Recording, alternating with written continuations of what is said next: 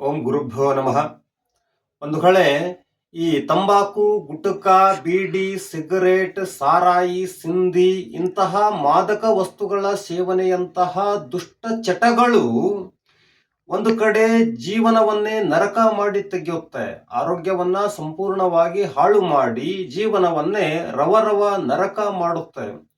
ಆದರೂ ಕೂಡ ಅವುಗಳನ್ನ ಸೇವಿಸುವಂತಹ ಕೆಲವು ಮಹಾಶಯರು ಅವುಗಳ ಮಹತ್ವವನ್ನ ಹೇಳ್ತಿರ್ತಾರೆ. ಅವು ತುಂಬಾ ಮಹತ್ವದ್ದಂತೆ ಅವರ ದೃಷ್ಟಿಯಲ್ಲಿ. ಯಾಕೆ ಅಂದ್ರೆ ಅದರಿಂದ ಕೆಲವು ಲಾಭಗಳಾಗುತ್ತೆ ಅಂತ ಹೇಳ್ತಿರ್ತಾರೆ ಅವರು. ಅವರಿಗಾಗುವ ಲಾಭಗಳು ಯಾವುವು ಅಂದ್ರೆ, ಇವುಗಳ ಸೇವನೆಯಿಂದ ಮಲ ವಿಸರ್ಜನೆಯಾಗುತ್ತಂತೆ ಇವರಿಗೆ. ಇವುಗಳ ಸೇವನೆಯಿಂದ ಮಲ ವಿಸರ್ಜನೆ ಆಗುತ್ತೆ ಅಂತ ಹೇಳುವ ಇವರಿಗೆ ನನ್ನ ಪ್ರಶ್ನೆ ಏನು ಅಂದ್ರೆ, ಒಂದು 3 ದಿನ ಅವುಗಳನ್ನ ಬಿಟ್ಟು ಇರಬೇಕು. ಮಲ ವಿಸರ್ಜನೆ ಆಗುತ್ತೋ ಇಲ್ವೋ ತಿಳಿಯುತ್ತೆ.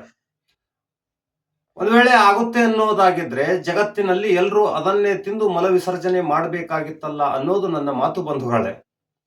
ಇನ್ನು ಎರಡನೇ ಲಾಭ, ಎರಡನೇ ಮಹತ್ವ ಇವರು ಏನು ಹೇಳ್ತಾರೆ ಅಂದ್ರೆ, ಇವುಗಳ ಸೇವನೆಯಿಂದ ಕೆಲಸದಲ್ಲಿ ಮನಸ್ಸು ತೊಡಗುತ್ತಂತೆ. ಕೆಲಸ ಮಾಡಲು ಮನಸ್ಸು ಬರುತ್ತಂತೆ. ಇವುಗಳ ಸೇವನೆ ಮಾಡಿ ಕೆಲಸ ಮಾಡ್ತಿದ್ರೆ ಕೆಲಸ ಸರಿಯಾಗಿ ಆಗುತ್ತೆ ಅನ್ನೋದು ಇವರ ಅಭಿಪ್ರಾಯ ಆಗಿರುತ್ತೆ. ಇವರಿಗೆ ನನ್ನ ಪ್ರಶ್ನೆ ಏನು ಅಂದ್ರೆ, ಇರುವ ಮನಸ್ಸಿನ ಸ್ಥಿತಿಯಲ್ಲಿ ಅಥವಾ ಲಕ್ಷ್ಯದಲ್ಲಿ ಒಂದಿಷ್ಟು ಭಾಗ ಆ ಸೇವನೆ ಮಾಡಿದಂತಹ ವಸ್ತುವಿನ ಮೇಲೆಯೇ ಇರಬೇಕಾದ್ರೆ ಕೆಲಸಿನ ಮೇಲೆ ಪೂರ್ತಿ ಲಕ್ಷ್ಯ ಅದೇಗೆ ಹೋಗುತ್ತೆ ಅನ್ನೋದು ನನ್ನ ಪ್ರಶ್ನೆ ಬಂಧುಗಳೇ. ಇನ್ನು 3ನೇ ಲಾಭ ಹೇಳ್ತಿರ್ತಾರೆ ಇವರು.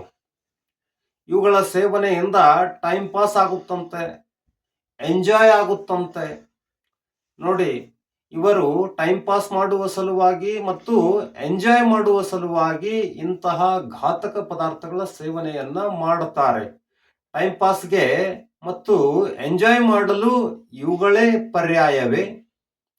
ಇವುಗಳನ್ನು ಬಿಟ್ಟು ಬೇರೆ ಟೈಮ್ ಪಾಸ್ ಆಗೋದೇ ಇಲ್ವೇ ಅನ್ನೋದು ನನ್ನ ಮಾತು ಬಂಧುಗಳೇ. ಇನ್ನೊಂದು ಲಾಭ ಏನು ಅಂದ್ರೆ, ಇವುಗಳ ಸೇವನೆಯಿಂದ ಇವರ ಚಿಂತೆ ದೂರ ಆಗುತ್ತಂತೆ.